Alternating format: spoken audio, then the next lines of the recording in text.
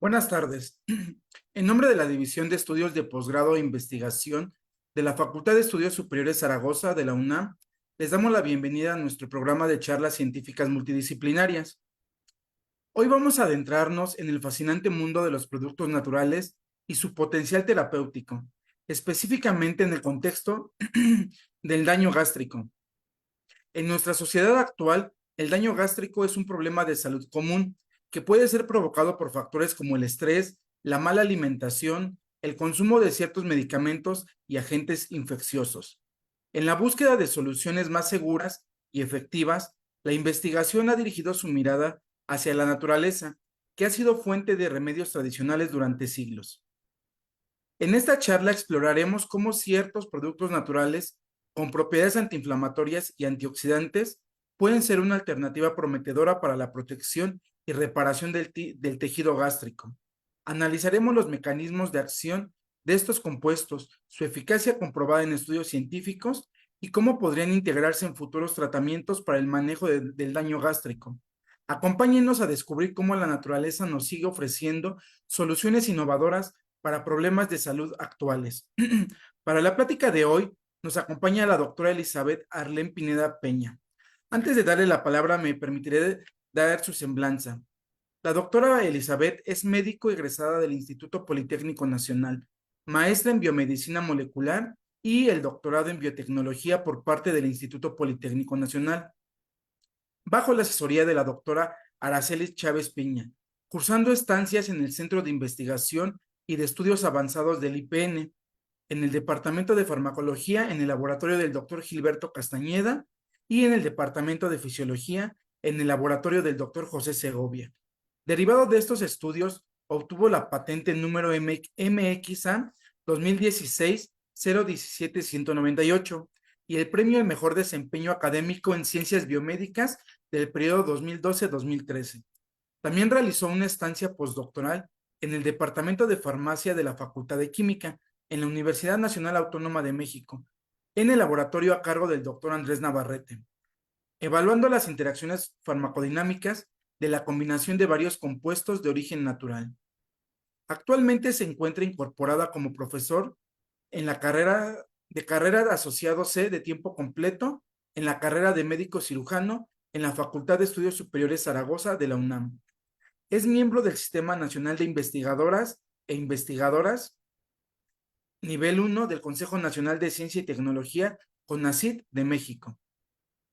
Cuenta con al menos 5 años de experiencia en docencia en ciencias básicas del área biomédica, tanto a nivel licenciatura como en posgrado. Ha sido corresponsable de proyectos PAPIME y PAPIT, miembro del Comité de Investigación de la FE Zaragoza en el periodo 2022-2024. Asimismo, participa en la línea de investigación de síntesis farmacéutica de la División de Estudios de Posgrado e Investigación de la FE Zaragoza, que está integrada a la Unidad de Química Computacional, Síntesis y Farmacología de Moléculas de Interés Biológico, en donde se desarrolla investigación sobre el estudio de mediadores implicados en la seguridad gástrica e interacción farmacológica de compuestos de origen natural aislados de plantas medicinales. También ha publicado al menos 11 artículos en revistas internacionales de alto impacto como autor y coautor. Estas revistas se encuentran indexadas en el área biomédica. Ha participado en varios congresos nacionales de la Asociación Mexicana de Farmacología, de la Asociación Farmacéutica Mexicana, además de congresos y reuniones internacionales como la FIRST Biotechnology World Symposium, 40 Fighting and 4018 Annual Meeting of the Society for Neuroscience, así como la 15 International Conference on Bioactive Lipids in Cancer, Inflammation and Related Disease. Ha sido codirectora de un alumno de maestría en biomedicina molecular del IPN, tutor adjunto de 2 alumnos de la licenciatura de QFB de la Facultad de Química de la UNAM y sinodal de 2 alumnos de la licenciatura de médico cirujano de la FE Zaragoza de la UNAM. Bienvenida, doctora. Ok, bueno, muchas gracias por la invitación. Les voy a compartir mi presentación Por favor. y, y bueno, espero que sea una plática que sea más informativa que otra cosa. Y bueno, pues prácticamente el doctor ya me presentó. Mi nombre es Elizabeth Pineda Peña. Y el tema que les voy a presentar ahorita es productos naturales con actividad antiinflamatoria y antioxidante como potencial terapéutico eh, para o ante el daño gástrico. Bueno, el contenido de la plática básicamente son estos 5 puntos para que pues podamos poner puntero, para que se pueda pues revisar de manera más eh, dinámica. ¿Ok? Entonces, como una breve introducción, pues rápidamente les comento que la mucosa gástrica está expuesta continuamente o por no decir diariamente a factores que la agreden. Entre esos factores agresores, pues tenemos a el ácido clorhídrico, a alimentos irritantes como el café, el tabaco, el alcohol y, por ejemplo, una serie de medicamentos entre los que figuran los antiinflamatorios no esteroideos conocidos como AINES.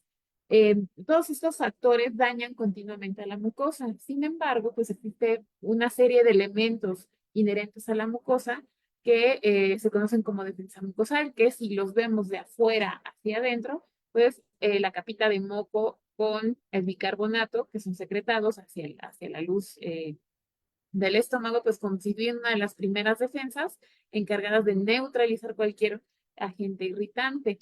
Por otra parte, pues también tenemos a lo que sería el mismo epitelio gástrico, que mediante sus uniones pues, fuertes, pues no permite que ningún agente dañino pueda penetrarlos. Debajo de esta mucosa, pues es también importante observar que tenemos a la inervación y al riego sanguíneo. Esta inervación junto con los vasos sanguíneos, pues logran disipar cualquier elemento o cualquier sustancia que sea nociva para la mucosa. Es importante mencionarles que todo esto funciona gracias a la coordinación de las prostaglandinas. Pero bueno, nos regresamos un poquito. ¿Qué es el daño gástrico? El daño gástrico es cualquier lesión o interrupción de la solución de la continuidad de la mucosa gástrica e intestinal en este caso, y pues es causada por un desbalance entre todos los factores que agreden a la mucosa de manera diaria y los agentes que se encargan de protegerla. Como ya les comenté, pues todos estos factores todos los días luchan contra los factores irritantes o agresores que la mucosa gástrica tiene que soportar. Algunos son de manera fisiológica, como sería el pH, pero otros son derivados del consumo directo del humano, por ejemplo, el tabaco, el alcohol. Cuando este equilibrio se rompe, es decir, los factores agresores sobrepasan los factores protectores, pues ocurre lo que denominamos el daño gástrico. Actualmente, pues ya podemos distinguir o solemos agrupar ya el daño gástrico con el daño intestinal, por eso les pongo ahí como gastrointestinal. ¿Por qué? Pues porque todo esto son factores que van sumando y si no se atiende bien un daño gástrico, pues deriva un daño intestinal. Ahora bien, yo les comentaba que las prostaglandinas tienen un papel importante, pero ¿cómo funcionan? Pues las prostaglandinas se sintetizan a partir de los fosfolípidos de membrana mediante la enzima fosfolipasa 2 y se transforman en ácido arquidónico. Este ácido arquidónico puede seguir diferentes caminos, pero cuando está la presencia de las ciclooxigenasas, pues se convierte en prostaglandinas. Existe una serie de documentos o una serie de experimentos y artículos que nos dicen que las prostaglandinas, específicamente la 2, la prostaglandina E2 y la prostaglandina I2, tienen un efecto gasoprotector en la mucosa. Cuando nosotros, de manera fisiológica, nosotros generamos ácido clorhídrico mediante algunos receptores. Sin embargo, pues también en contrapeso, pues la prostaglandina E2, a través de su receptor EP1, pues genera el moco y el bicarbonato en algo que se denomina marea alcalina, es decir, en respuesta al ácido clorhídrico o a la acidez estomacal, pues el cuerpo genera prostaglandinas y estas a su vez pues incrementan el moco y el bicarbonato que neutralizan a el ácido clorhídrico. Además, estas prostaglandinas, a través de su receptor EP3, pues disminuyen la señal para generar ácido clorhídrico. Es decir, no solo neutralizan el que está presente, sino disminuyen el que se pudiera secretar de manera posible. Por otro lado, pues tenemos a la prostaglandina I2, que mediante su receptor IP, pues genera vasodilatación. ¿Para qué nos sirve esta vasodilatación en la mucosa? Pues la vasodilatación en la mucosa nos sirve para quitar o llevarse todo lo que serían los elementos de desecho de la célula. Es decir, todo eso que ya neutralizó, se lo puede llevar. Entonces, pues las prostaglandinas, aunque no lo parezca, pues generan un efecto protector importante. Les estoy hablando de funciones fisiológicas, sin embargo, pues estas prostaglandinas también actúan en otros aspectos que les comentaré más adelante. Ahora bien, ¿qué más protege a la mucosa gástrica? Pues a la mucosa gástrica la protegen, y esto ha sido recientemente reportado, la protegen ciertos mediadores gaseosos, perdón, y que se conocen como gasomediadores. Entre ellos se encuentra el óxido nítrico, el sulfuro de hidrógeno y el dióxido de carbono. Estos dos primeros son muy importantes porque los han alcanzado a medir. Sin embargo, este último, como sus concentraciones son muy pequeñas, no las han logrado medir, sin embargo, pues se sabe su metabolismo.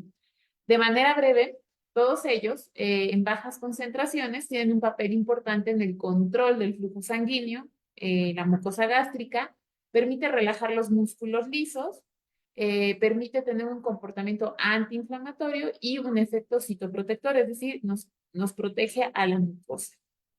Por lo tanto, pues ahora se sabe o se está proponiendo que las prostaglandinas funcionan junto con los gasomediadores para proteger la mucosa gástrica. Ahora bien, tenemos por otra parte el consumo de fármacos como los antiinflamatorios no esteroideos, que ustedes conocen como AINES. Estos AINES son un grupo heterogéneo de medicamentos o de fármacos que pues se toman para diversas dolencias. Sin embargo, pues sus principales acciones son antipirético, antiinflamatorio y bueno, principalmente esos. Y bueno, se pueden dividir por su afinidad a las enzimas ciclooxigenasas. Tenemos inhibidores no selectivos, es decir, no tienen una selectividad por ninguna de las ciclooxigenasas, y por otra parte tenemos inhibidores selectivos de la ciclooxigenasa 2. Ahora bien, estos últimos pues ya no se utilizan o ya no se utilizaban con frecuencia. ¿Por qué? Porque se han asociado a daño cardiovascular. También es un elemento muy importante que les comentaré más adelante. Por lo tanto, pues la mayoría de las terapias se basa en el uso de inhibidores no selectivos. Entre ellos, pues destaca la indometacina, que es el medicamento en el que nos vamos a concentrar. Ahora bien, la indometacina es un derivado del indol que pues se utiliza bastante para enfermedades de origen inflamatorio. Por ejemplo, vamos al dentista, tenemos una cirugía, una endodoncia o algún procedimiento dental y nos manda ketorolaco, diclofenaco, indometacina. Que hay un partido de fútbol y Messi se esguinzó el tobillo, ¿qué es lo primerito que le van a mandar? Le van a mandar un aire, ¿no? Un antiinflamatorio no esteroideo. Pero nos vamos a casos muy extremos. Simple y sencillamente, alguien que se lesionó o tiene algún dolor muscular, pues lo primero que le recetan pues es indometacina. Aquí pues todo está bien porque pues es analgésico, antipirético y antiinflamatorio. Sin embargo, pues el uso continuo y constante de la indometacina se asocia a algo que se llama gastrotoxicidad o toxicidad gastrointestinal, que no es más que nada que la generación de úlceras, erosiones a nivel gástrico y a nivel intestinal. Todo esto pues es muy frecuente en pacientes que lo utilizan para enfermedades crónico-inflamatorias, como sería la artritis reumatoide, la gota, y pues dolencias en general que suelen ser muy predominantes en pacientes entre los 45 y 65 años de edad. Que por cierto en México pues estas gastropatías se encuentran entre las primeras causas de mortalidad entre este grupo de edad. Ahora bien, ¿cómo le hacemos frente o cómo se trata este problema de la gastrotoxicidad por AINES? Bueno, básicamente con dos medicamentos, los inhibidores de la bomba de protones, como es el omeprazol, y los antagonistas de receptores H2, como la ranitidina. Son los que se le suele dar al paciente. Se toma el omeprazol por la mañana y inmediatamente después, una hora después, se toma su indometacina. Y durante el día, tómese su ranitidina. Pues básicamente son los dos medicamentos en los que la terapia contra el daño gástrico por AINE se ha basado. Sin embargo, pues a partir de la pandemia, un poquito antes, hubo un problema con la ranitidina. Resulta que la ranitidina, en su forma comercial, empezó a tener grandes cantidades de nitrosamidas, que son sustancias que pueden unirse o pueden generar aductos con el DNA o con el material genético y a la larga se están asociando con cáncer a nivel gástrico, cáncer a nivel hepático. Por lo tanto, de manera preventiva, la FDA eh, pues quita del mercado la ranitidina. Entonces, pues desafortunadamente, ¿con qué nos quedamos para defendernos de todas las gastropatías, ya sea por indometacina o no por indometacina? Pues nos quedamos con el omeprazol y todas sus variantes, como sería el pantoprazol, etcétera, etcétera. Ahora, ¿cuál es el problema con el uso de los AINES? La automedicación, es decir, muchas personas, muchos pacientes de la tercera edad se lo están tomando, pero no solamente ellos, sino pacientes de menor edad, entre los 20 y los 35 años, que tienen algún problema o alguna inflamación y empiezan a automedicarse. ¿Por qué? Porque la indometacina y otros AINES no son regulados, no necesitas receta para tomar. Entonces, bueno, pues el número de personas que presentan gastrotoxicidad pues ha ido en aumento. Ahora bien, ¿cómo genera daño la indometacina y en general los AINES? Una vez que la indometacina entra en contacto con la mucosa gástrica, pues genera un atrapamiento iónico y finalmente una necrosis, es decir, la célula muere. Todo el contenido de las células es excretado, esto es sensado por los mastocitos como una señal de peligro, y como sistémicamente y localmente se inhibe a la prostaglandina que esté incluida o que tiene que ver con la secreción de citocinas proinflamatorias, pues hay un incremento de citocinas como TNF-alfa, interleucina beta y la activación del factor nuclear kappa beta. Todo esto permite que, ¿qué? Bueno, pues permite que en la célula epitelial del vaso sanguíneo se secreten moléculas de adhesión que llaman a los neutrófilos y logran unirse a estas moléculas de adhesión y llegan al sitio de lesión. Una vez que están en el sitio de lesión, pues ellos lo que pretenden es pelear contra algún patógeno. Sin embargo, pues lo que se encuentran es que están peleando contra prácticamente residuos de tejido. ¿Ok? Ahora bien, pues estos neutrófilos al llegar ahí son activados o reactivados y generan otro quimiotáctico que sería el leucotrino B4. Este leucotrino B4 llama más neutrófilos al sitio de lesión. Entonces, esta falta de regulación con las prostaglandinas, más la cantidad de neutrófilos que llegan, disminuye la perfusión vascular, es decir, todos quieren entrar, pero no hay manera de salir. Por lo tanto, hay un acúmulo de diferentes sustancias. ¿Cuáles? Pues las que genera el mismo neutrófilo para destruir al agente patógeno que necesita, que serían, por ejemplo, la mieloperoxidasa, proteasa y especies reactivas de oxígeno. Esto pues empezó con una celulita, pero pues termina con varias. ¿Por qué? Por el incremento del estrés oxidativo. Pero bueno, hasta ahí estamos hablando primero de un componente inflamatorio en el daño gástrico por AINES. Por otro lado, pues en este daño gástrico, pues como les comenté, la indometacina entra a la célula y hay un atrapamiento iónico. Queda ella atorada, o por decirlo así, atrapada entre los citocromos y pues genera un estrés oxidativo generando especies reactivas de oxígeno. Todas estas especies reactivas de oxígeno, de manera normal, tendrían o serían usadas eh, o neutralizadas o metabolizadas, como quieran decirle, por las ciertas enzimas del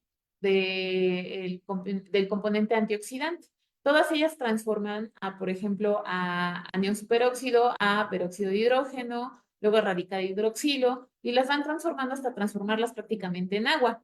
Sin embargo, cuando hay un exceso de estrés oxidativo, es decir, un exceso de especies reactivas a oxígeno, pues estos caminos se saturan, las enzimas como superóxido dismutasa, catalasa, glutatión peroxidasa se ven sobre rebasadas y entonces estas especies reactivas de oxígeno pues toman otro camino, llegan a dañar el DNA, oxidan proteínas. Esto se ve como, bueno, se ve también en la peroxidación de los lípidos que pues finalmente alteran las membranas, es decir, que en el contexto del daño por AINES hay generación de un componente oxidante, la generación de especies reactivas de oxígeno por parte de quién? Del macrófago, de los polimorfonucleares y además todo esto está pasando dentro de la célula gástrica. ¿Ok? Entonces, bueno, este es el componente oxidante del daño por AINES. Por lo tanto, si yo les presento que la única medida para hacer frente contra el daño gástrico por AINES es el omeprazol, pues me van a decir, el omeprazol no está haciendo nada porque hay un componente inflamatorio y un componente oxidante, que prácticamente el omeprazol, aunque hay algunos artículos, pues no funciona contra ellos. ¿Ok? Entonces, pues nos planteamos, ¿existen compuestos de origen natural que puedan reducir el daño gástrico por AINES? ¿Por qué compuestos de origen natural? Bueno, uno de ellos, o uno de los que nosotros hemos trabajado, es el ácido graso poliinsaturado omega 3 que se conoce como ácido docosahexaenoico. ¿Por qué nos interesó? Bueno, pues desde 1970 se ha reportado que las personas que consumen una dieta rica en ácidos grasos omega 3 por medio del el pescado y ciertas frutos secos, algas, pues tienen una mejor expectativa de vida.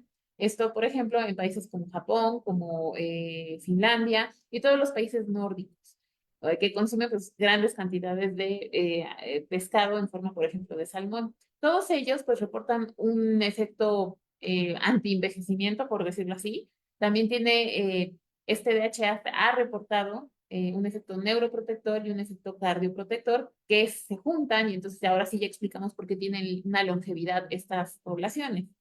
¿Ok? Entonces, pues nosotros nos preguntamos si es en realidad un citoprotector, pues qué nos ayudaría, cómo nos podría ayudar en el daño gástrico. Entonces, lo que nosotros hicimos pues, fue una metodología experimental en ratones BAPC, a los cuales después de un ayuno les administramos por vía oral, mediante una cánula gástrica, pues el DHA a diferentes proporciones y también un grupo control con omeprazol. 2 horas después, en el caso del DHA, o 30 minutos después, como se hace en la clínica, en el caso del omeprazol, pues nosotros administramos una dosis ulcerogénica de indometacina, es decir, del AINE, pudo haber sido cualquier otro AINE, diclofenaco, ketorolaco, pero nosotros utilizamos la indometacina porque es el que genera un mayor daño gástrico. Ahora bien, ya que administramos esa dosis ulcerogénica en los animalitos, 5 horas después los eutanizamos en una cámara de CO2, extraemos el estómago, lo abrimos por lo que sería la curvatura mayor y lo extendemos completamente. Este es un estómago extendido completamente del ratón y si pueden apreciar, lo que van a apreciar aquí son unas manchas rojas, negras, café, y esto prácticamente es la hemorragia gástrica generada por AINES. ¿Nosotros qué hacemos? Bueno, pues hacemos un análisis macroscópico que consiste en un registro fotográfico y analizar o sumar todas estas áreas de lesión para generar un valor de daño gástrico en cada uno de los animalitos y hacer una sumatoria final. Pero bueno, nuestra búsqueda no termina ahí, pues tenemos que ver qué está pasando en el tejido y por lo tanto tomamos muestras de este tejido. Ahora bien, ¿qué es lo que obtuvimos? Bueno, pues lo que obtuvimos fue todas estas gráficas que pues se las voy a intentar explicar. En el eje de las X, el daño o el área de hemorragia que se estuvo contabilizando, y en el eje de las Y todos los tratamientos. Si ustedes ven nuestro grupo control, pues no tenía ningún daño. Si ustedes ven nuestro grupo administrado con indometacina, pues hay una gran cantidad de daño. Y pues también administramos omeprazol. Entonces, pues comparamos nuestro grupo dañado con indometacina con las diferentes dosis de DHA. Y pues, ¿qué es lo que claramente se puede ver ahí? Que disminuye el área de lesiones. Es decir, que desde la dosis de 3 miligramos kilogramo de peso de DHA, esta área de daño va disminuyendo. Y si la comparamos con el omeprazol, pues entonces nuestras dosis de 30 y de 100 son casi comparables con el omeprazol. Esto es una buena noticia porque pues finalmente lo que intentamos es buscar una nueva terapia que sustituya a final de cuentas el omeprazol. Las imágenes de aquí abajo pues son fotografías representativas. Lo que podríamos ver aquí en la primera fotografía sería un estómago en condiciones normales, un estómago con vehículos solamente y el DHA para ver que pues no haya cambios. Cuando se administra la indometacina es evidente todas esas manchas cafés en el cuerpo del estómago es hemorragia. Y cuando administramos el pretratamiento con DHA y la indometacina después, pues vemos como si hay unos puntitos de hemorragia, pero no son comparables con el grupo de daño. Por lo tanto, podemos decir que el DHA es gastroprotector. Hasta ahí está perfecto, estuvo bien, pero pues, ¿qué sigue? Entonces, lo que hicimos fue analizar los mediadores inflamatorios en este tejido. ¿Qué fue lo que observamos? Que los niveles de MPO, leucotrieno, TNF alfa, las moléculas de adhesión e incluso la activación del factor nuclear kappa B disminuyeron. ¿Qué quiere decir? Que el DHA disminuyó la producción de citocinas proinflamatorias y por lo tanto la inflamación de la mucosa gástrica. Esta imagen es una fotografía de los cortes histológicos. Tal vez no lo puedan apreciar muy bien, pero lo que se ve aquí es una mucosa en estado normal, con sus vellosidades, está perfecta, no tiene ninguna lesión. El control con, ahí se me fue, el control con solamente DHA, y cuando se daña con indometacina se ve prácticamente cómo se barre toda la mucosa, se ve una destrucción y pues infiltración de leucocitos. Finalmente, cuando volvemos a administrar DHA más el daño con indometacina, pues eh, prácticamente estamos viendo una mucosa totalmente normal. Entonces, pues esa parte antiinflamatoria del DHA, pues se cumplió. Por otra parte, también analizamos el efecto antioxidante. Y pues lo que descubrimos o lo que se pudo reportar es que disminuía el GCH y el MDA y los grupos carbonilo, es decir, disminuía el estrés oxidativo, aunque algunos contenidos, por ejemplo el de GCH y MDA, pues se mantenían en condiciones basales. Gracias a estos resultados, nosotros publicamos al menos 2 artículos en el que es Frontex.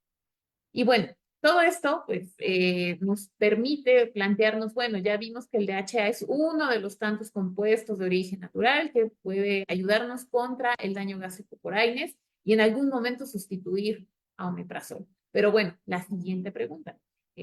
Aquí en México pues está un poco difícil que todos comamos salmón, aceite de pescado, si no es por medio de los suplementos. Pero entonces, ¿cuál sería o nos planteamos si existen otros compuestos de origen natural que nos puedan ayudar a reducir el daño gástrico por AINES y proporcionar efectos antiinflamatorios y otras ventajas, ¿no? Y pues la respuesta es clara, sí existe. La medicina tradicional mexicana tiene una gran cantidad de plantas que se utilizan con fines terapéuticos. Cada región de México tiene su planta favorita. Afortunadamente, tenemos un legado, por ejemplo, el Códice de la Cruz Variano, en donde ahí se reportan una infinidad de plantas y posiblemente sus efectos terapéuticos. Es muy fácil ir al mercado más cercano y aquí podemos encontrar la mezcla exacta para lo que nosotros necesitemos. Sin embargo, pues toda esta medicina tradicional mexicana le falta algo, le falta el sustento científico. Por lo tanto, pues nosotros empezamos a buscar y a seguir investigando y bueno, nos interesaron 2 tipos, bueno, mejor dicho, 2 plantas. Una de ellas es conocida como el Cuachalalate, Amphiterium astringens, que pues es originaria de la parte sur de México, cuya corteza se utiliza para el tratamiento de enfermedades gastrointestinales. Lo que se hizo en el laboratorio del doctor Navarrete fue probar un extracto etanólico de esta planta y pues resultó que efectivamente disminuía el daño gástrico en un modelo con etanol. Bueno, pues basado con este resultado, ahora lo probamos en otro modelo y pues resulta que este extracto pues siguió presentando efecto gastroprotector y entre los compuestos que tiene este extracto de esta planta, pues figura el ácido 3-hidroximasticadeinoico, conocido como 3-alfa. Hasta ahorita lo voy a dejar así. Entonces, eso quiere decir que la planta es rica en ácido 3-hidroximasticadeinoico. Entonces, lo siguiente que hicimos fue probarlo. O sea, dijimos, bueno, me voy a regresar. Tenemos este compuesto, ya sabemos que es el mayoritario, que genera un efecto gastroprotector, lo vamos a tener tantito en reserva. Otra de las plantas que nos llamó la atención se llama Ligusticum porteri, que se conoce como chuchupaste, originario del norte y centro de México, y su raíz se utiliza igualmente para el tratamiento de enfermedades gastrointestinales. Por lo tanto, pues en el laboratorio del doctor Navarrete se probó este extracto y pues sus diferentes extracto etanólico y hidroalcohólico, creo, se probaron y pues demostraron un efecto gastroprotector. Por otra parte, bueno, pues volvieron a analizar todo el extracto y obtuvieron o identificaron que el compuesto mayoritario se llamaba digligustílida. Por lo tanto, cuando lo probaron modelo de daño con etanol, pues también les dio un efecto gasoprotector. Por lo tanto, pues entonces ya tenemos dos compuestos identificados, provienen de extractos de plantas y pues por lo tanto, pues, ahí tenemos algo interesante, ¿no?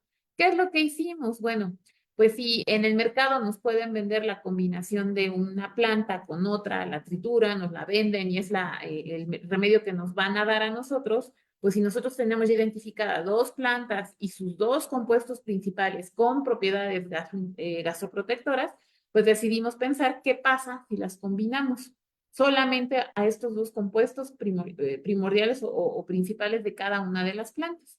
Entonces, los compuestos de origen natural pueden combinarse, bueno, en la experiencia de la medicina tradicional mexicana, sí, pero pues hay que darle un sustento científico. Por lo tanto, pues lo que hicimos fue primero evaluar la administración en un modelo experimental, evaluar la administración individual de cada uno de estos compuestos ya derivados y sintetizados de mejor dicho, obtenidos de las plantas. Y pues en este modelo de daño gástrico que ya les había explicado, se administran, 30 minutos después se genera la dosis ulcerogénica, se hace la eutanasia en una cámara de CO2, se extrae el estómago y se hace un análisis macroscópico y una toma de muestras. Esto con la finalidad de generar pues una curva dosis-respuesta de cada uno de los compuestos. Una vez que obtuvimos esa curva dosis-respuesta, es decir, qué tanta dosis con qué tanto o contra el grado de gasoprotección, pues obtuvimos esta curvita. Los que saben un poquito de forma me pueden desmentir, pero aquí va el asunto. Una vez que ya obtuvimos esta curva de dosis-respuesta, podemos decir que la diligustilidad es más efectiva para generar gastroprotección que el ácido 3-alfa. ¿Por qué? Bueno, porque a menor dosis o casi casi a dosis iguales, la diligustilidad genera un mayor efecto protector. Entonces, pues para ahí ya empezamos, ¿no? Empezamos a comparar los dos compuestos. Sin embargo, bueno, cuando obtenemos esta curva dosis-respuesta, nos permite generar combinaciones, es decir, vamos ahora a combinar diligustilida con 3-alfa en dosis iguales, es decir, en proporción 1:1. ¿Qué pasa cuando hay una proporción mayor de uno que de otro, es decir, 1:3? ¿Y qué pasa con eso al revés? 3:1. Entonces, hicimos, gracias a esta curva, cálculos para obtener estas proporciones y volvimos a hacer un experimento. ¿Ok? En este experimento, pues administramos la combinación y luego la indometacina a una dosis ulcerogénica para evaluar el daño gástrico. Lo que obtuvimos pues, fue todo esto, diferentes dosis para estas curvas, y pues finalmente lo que podemos obtener es una curva muy grande, mayor, que ahorita les voy a explicar. En el eje de las X, el porcentaje de gastroprotección, en el eje de las Y, el logaritmo de dosis. Cada una de estas curvitas representa las dosis individuales, es decir, de diclofenaco, perdón, de diligustilida y de 3-alfa. Y el triangulito, el rombito y el hexágono, pues presentan las combinaciones en 1:1, 1:3 y 3:1. Yo lo que les resalto en rojo es la combinación que se cargó hacia la izquierda, es decir, la que se fue más hacia la izquierda. ¿Qué quiere decir? Que a menos dosis genera un efecto gastroprotector. Ajá, más potente o más efectivo. Por lo tanto, pues podríamos ahí por ahí decir que hay una de las combinaciones que es más efectiva que la otra. Entonces, pues eso es interesante, que quiere decir que entonces en vez de echarle una pizquita de uno y una pizquita de otro, pues hay que echarle mayor proporción de uno y menor de otro, pues para obtener un mejor resultado. Por ello, pues obtuvimos estas dosis efectivas 50, la del 3-alfa es de 6.9 miligramos por kilogramo de peso, la de diligustilid es de 2.6 miligramos kilogramo de peso, es decir, más efectiva, y en las diferentes proporciones lo que obtuvimos es que la dosis 1:1 genera una menor dosis de 0.70 miligramos por kilogramo de peso en comparación de las que están en diferente proporción. Y bueno, nosotros lo que hacemos, pues, para poder hacer ese análisis, pues este es a ojo de explicación, a una forma muy arbitraria, podríamos decirlo así. Sin embargo, pues hay una forma científica o una forma metodológica de hacer el análisis de combinaciones de fármacos y se llama análisis isobolográfico y fue propuesto por una persona que se llama, o un investigador que se llama Tallarida. En él, pues él nos explica que debemos de poner las dosis efectivas 50 de los dos fármacos que nos interesen, uno arriba y otro abajo. Y esa línea se va a llamar isobola o línea de aditividad. Y a partir de ella, nosotros vamos a poder calcular qué dosis podemos utilizar.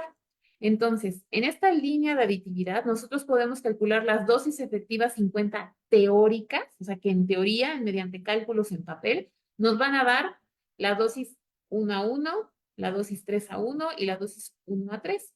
Esta línea de aditividad, pues, permite calcular dichas dosis y pues evidentemente si hay más proporción de uno y menos del otro, pues se va jalando para un lado o para el otro.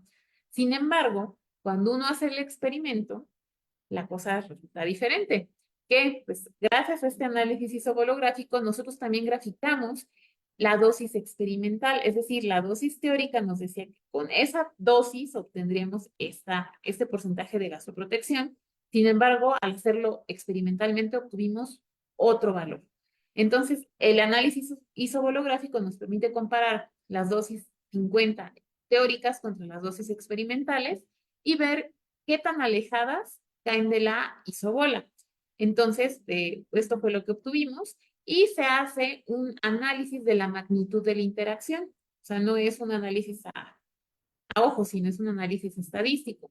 Pero, pues, gráficamente lo que podemos decir es que todo lo que cae por debajo de la línea de aditividad o de la isobola es un efecto de adición o superaditivo, es decir, los fármacos o los compuestos que estamos probando suman sus efectos. Ajá. En este caso, se potencian sus efectos. Si yo nada más hablara de que suman sus efectos, estaríamos hablando de que toda la actividad cae en la isobola. Sin embargo, todo lo que cae por debajo es que se están potenciando. Uno potencia al otro. Ahora bien, dice la literatura que todo lo que cae por arriba de la línea de aditividad o isobola resta sus efectos. Es un efecto subaditivo, es decir, uno está contradiciendo al otro, o sea, los mecanismos no son compatibles. Entonces, lo que nosotros encontramos es que la combinación 1:1, es decir, en la misma proporción, tiene una magnitud de interacción de 0.15, es decir, está muy alejada de la línea de aditividad y por lo tanto nos está hablando de que hay un efecto superaditivo, es decir, la diligustilidad potencia al 3-alfa o el 3-alfa potencia la diligustilidad. O sea, es un potencial mutuo. Y bueno, pues gracias a esto se publicó un artículo sobre este análisis isobolográfico. Podemos hacer esto con cualquier fármaco que nos sea de nuestro interés y bueno, esto requiere cálculos específicos. Ahora bien, estas imágenes ya son de un estómago de rata. Si pueden ver, en la primera imagen es un estómago en condiciones normales. Cuando se tiene estas rayotas negras, pues prácticamente son hemorragia. ¿Cómo van disminuyendo conforme van pasando las combinaciones? Y pues prácticamente una combinación 1:1 tiene mínimas cantidades de hemorragia. ¿Y qué pasa cuando lo comparamos con omeprazol? Pues salió bueno y positivo porque entonces me voy a regresar aquí. La dosis de 10 miligramos kilogramo de peso de omeprazol genera unas lesiones que son casi tan comparables o podemos compararlas con la mejor dosis o la mejor combinación 1:1 de diligustilidad 3-alfa en español. Se necesita solamente 4.2 miligramos kilogramo de peso para mejorar el efecto que tienen 10 miligramos de omeprazol. Entonces, todo esto es muy positivo porque estamos ya evidenciando que existen diferentes compuestos que le pueden hacer competencia al omeprazol y no solamente eso, que tengan propiedades antiinflamatorias. Cuando nosotros hicimos el análisis de todos los tejidos, pues lo que obtuvimos es que la combinación de diligustilidad 3-alfa, pues incrementaba los niveles de prostaglandina, aunque se les administrara indometacina, disminuía los niveles de TNF-alfa, de leucotrieno B4, es decir, disminuía el componente inflamatorio, y también incrementaban lo que sería el óxido nítrico y el sulfuro de hidrógeno, es decir, aumentan o ayudan a disminuir el estrés oxidativo, es decir, tienen un componente antioxidante. Por lo tanto, pues prácticamente 3-alfa y diligustilida pues son candidatos ideales para desarrollo de fármacos. Y pues gracias a esto pues nosotros publicamos otro tipo. Ahora bien, pues no solamente venir aquí a platicarles de las publicaciones que tenga, pues lo importante, sino pues platicarles que la investigación de compuestos y productos naturales, pues se requiere un equipo exactamente multidisciplinario, en donde haya una administración de tiempo y recursos. Es decir, yo soy médico, pero me apoyo mucho en los QFBs o los químicos que me hacen, me ayudan a obtener de la planta o de lo crudo, del material crudo que sería la planta o el extracto, pues me ayudan a obtener mi compuesto puro. Esto indica, y por eso les pongo este triangulito, una cantidad de trabajo para un resultado, aunque sea muy chiquito. Es decir, para obtener este esfuerzo se requiere una cantidad de tiempo, de recursos materiales, pero sobre todo de recursos humanos, o sea, es decir, estudiantes, los técnicos, el expertise, todo esto pues para obtener un compuesto. Es decir, que en esta investigación, pues sí, efectivamente se requiere un equipo multidisciplinario. Y bueno, como pues para obtener nuestro pequeño compuesto tuvimos que usar una cantidad considerable de planta, pues no todo está perdido. Nosotros estábamos hablándoles de el extracto etanólico. Sin embargo, pues como debemos aprovechar todo lo que viene de la planta, también evaluamos el aceite esencial, en este caso del Ligusticum, en un modelo generado eh, de daño generado por indometacina. ¿Por qué elegimos el aceite esencial? Bueno, cuando en la medicina tradicional mexicana nos dan un remedio, lo normal es que nos lo den en forma de té o de tisana. Ajá. Y este té siempre lo que hacen las personas es olerlo. Ese olorcito, el vaporcito que sale del té que nos están dando, pues lleva aceite esencial de la sustancia o de la planta que nos están dando. Entonces, por eso decidimos evaluar el aceite esencial.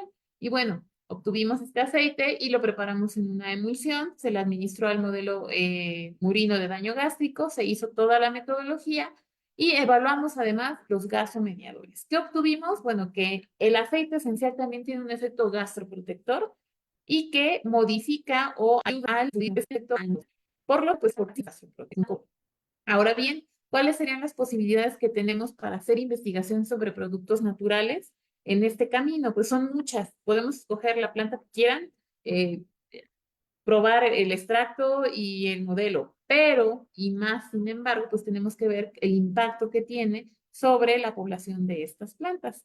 Entonces, bueno, el estudio de la gastrotoxicidad, pues ahora se está dedicando a ver todo lo que tendría que ver con gasomediadores, pues porque ya estamos en el entendido de que vamos a estudiar el efecto inflamatorio y el efecto citoprotector.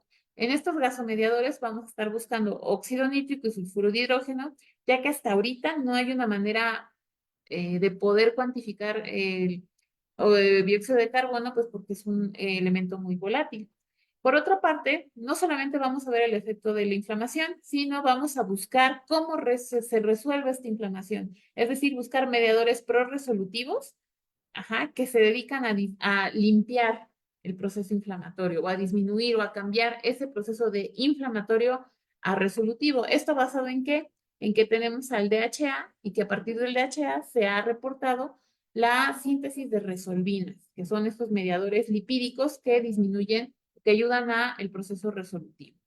Y bueno, en este estudio de la gastrotoxicidad, perdón, pues también tenemos que contemplar lo siguiente, ya nos vimos, dijimos, no, hombre, todo contra el estómago. Pues no, resulta que se ha reportado que el uso de indometacina con omeprazol, pues tiene efectos sobre el intestino. ¿Qué efectos? Úlceras intestinales. Entonces, si bien se están evitando las úlceras gástricas, pues hay úlceras en el intestino. Y estas son más caras de tratar porque son de difícil diagnóstico y prácticamente su tratamiento es quirúrgico. Además, bueno, este autor que se llama Wallace, eh, lo que nos reporta es que cómo funciona, bueno, pues no, la combinación omeprazol-indometacina debilita las uniones intercelulares en el intestino y genera disbiosis, es decir, todas las bacterias pasan en el intestino y generan ahí un caos. Entonces, pues en el estudio de la gastrotoxicidad, pues hay que incluir aquellos compuestos que protejan también el intestino, como mediante mecanismos de acción integrales, es decir, antiinflamatorio, antioxidante y mediadores eh, gaseosos. Y bueno, pues sí, con esto seguimos buscando a los candidatos ideales, entonces ya buscamos a 3 alfa y adiligustiridad en estómago, ahora nos estamos moviendo hacia intestino, aunque tenemos muchos compuestos que nos pueden, que todavía son candidatos de seguir buscándolos a nivel gástrico. Y bueno, en conclusión, la medicina tradicional en México es rica en plantas con uso medicinal milenario, que esta mezcla de estos remedios herbales tradicionalmente es muy frecuente, es decir, nos venden la bolsita con varias hierbitas y llévesela a su casa. Entonces, ¿qué es lo que falta? Pues falta el sustento científico de por qué se está haciendo esto. Y bueno, este sustento científico pues solamente se puede llevar a cabo mediante grupos interdisciplinarios. O sea, una sola especialidad, una sola persona no lo puede hacer, tiene que ser interdisciplinario porque todos aportan. Y bueno, ¿cuál es la finalidad de estas pláticas? Pues hacer conciencia de que se necesitan grupos multidisciplinarios y que la mezcla de remedios herbales de la medicina tradicional necesita sustento científico. ¿Para qué? Para sus futuras aplicaciones farmacéuticas. Finalmente, bueno, pues como todo, tengo que agradecer a mis patrocinadores, todos estos, pues que han permitido llevar a cabo estos proyectos y sobre todo los agradecimientos especiales al Laboratorio de Farmacología de la doctora Araceli Chávez Piña, al Laboratorio 126 de la Facultad de Química del UNAM del doctor Navarrete Castro, al doctor Gilberto Castañeda del Departamento de Farmacología de CINVESTAB, donde gran parte de estas investigaciones se han llevado a cabo, y pues también a mi casa, el Laboratorio de Síntesis Farmacéutica con el doctor Adelfo, Reyes Adelfo, perdón, y bueno, prácticamente pues ahí es a donde actualmente nos encontramos haciendo estas investigaciones. Y yo les agradezco mucho, no sé si hay alguna pregunta, y pues sería todo de mi parte. Muchísimas gracias. Bueno, no sé cómo les voy a dejar de compartir. Muchas gracias, doctora. Muy interesante su charla. Ahora pasaremos a una breve sesión de preguntas y comentarios si las hay. Le damos primero el foro a las personas que nos acompañan por Zoom. ¿Tienen alguna pregunta, comentario que os quiero o más a la doctora? Si no, pasamos a las preguntas que nos hayan en el en vivo y las que nos han enviado.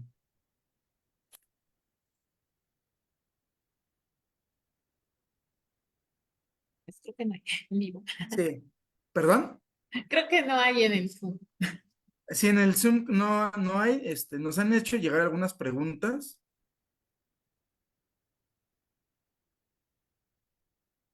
La primera que tenemos es, ¿cómo se compara la eficacia del DHA como agente protector gástrico frente a otros tratamientos? Ok. ¿Cómo se compara? Igual, de manera que lo hicimos con el 3 alfa y con la dilibustida. Hay que comparar las mismas dosis. O sea, la misma dosis de DHA contra la misma dosis de omeprazol, por ejemplo. O cuando hicimos la comparativa entre DHA, que eso es algo que no les pude enseñar, hicimos la comparativa entre DHA, 3 alfa y diligustilida. Evidentemente, cuando hicimos esa gráfica que no les pude enseñar, pues lo que obtuvimos fue que diligustilida se llevó de calle al DHA y a 3 alfa. O sea, todos tienen efecto gastroprotector, pero el más eficaz fue la diligustilida. O sea, se comparan las mismas dosis en el mismo Gracias, modelo. doctora. Sí. Antes de pasar a otra pregunta, doctora, ¿el DHA tiene su mecanismo sobre el factor NF-κB? Sí, resulta que el DHA se transforma en resolvinas, sobre todo la resolvina R2, digo, resolvina D2, perdón. Estas resolvinas lo que hacen es embeberse o meterse en la célula, que es la célula diana que usted quiera, en este caso la célula del epitelio gástrico, y modifican lo que serían los RAS lipídicos, es decir, permiten una expresión o no una expresión de ciertos receptores. En este caso, todavía no lo hemos ligado así para que yo lo asegure, pero lo que se sabe es que modifican la expresión de los receptores tipo TOL, que son los receptores para que a final de cuentas llevan toda la información hacia el núcleo y que permiten que NF-κB se trasloca. Sí.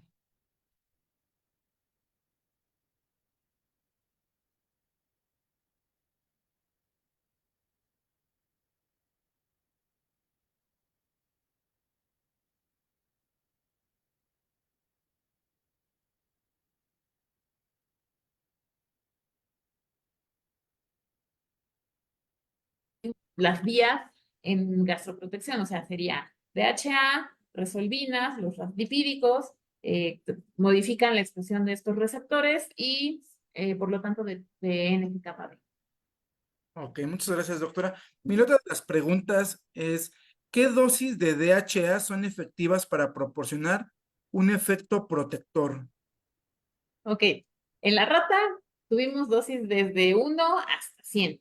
La dosis efectiva que nos funcionó fue la de 30. En humanos, ahí va. En humanos se necesita al menos 1 gramo de DHA al día o 1 gramo de lo que serían los omega 3.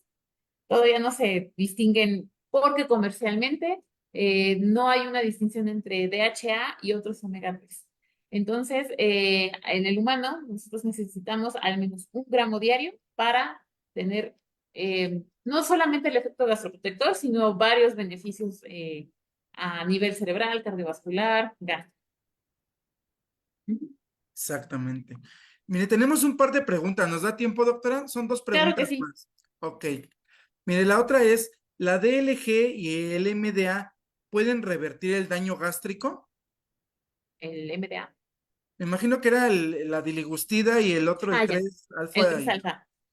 No es, bueno, hasta el momento lo que nosotros hemos estudiado es la prevención. No, todavía no llevamos, o sí hay un antecedente de que estos compuestos tengan un efecto cicatrizante. O sea, que es a lo mejor la pregunta. Una cosa es prevenir el daño gástrico, aunque se les administre indometacina, y otra cosa es ver si además tienen el efecto cicatrizante. Entonces, en eso apenas estamos trabajando. Ok. Y la otra pregunta es, ¿se piensa hacer transferencia de tecnología con la combinación de productos naturales? Hasta el momento lo que estamos intentando es hacer ese camino. O sea, ya tenemos por ahí una patente y efectivamente estamos tratando de ya de brincar la parte, ya estamos en lo que serían los estudios son preclínicos, lo que estamos enseñándoles son estudios preclínicos. Entonces, ahora lo que sigue es brincar ese punto para generar formulaciones farmacéuticas que nos ayuden y que se puedan comercializar. Pero de ahí a que se pueda, todo este camino todavía falta bastante. Son todas las preguntas que tenemos, doctora. Yo tengo un par de dudas. ¿Qué cantidad de producto natural se requiere para obtener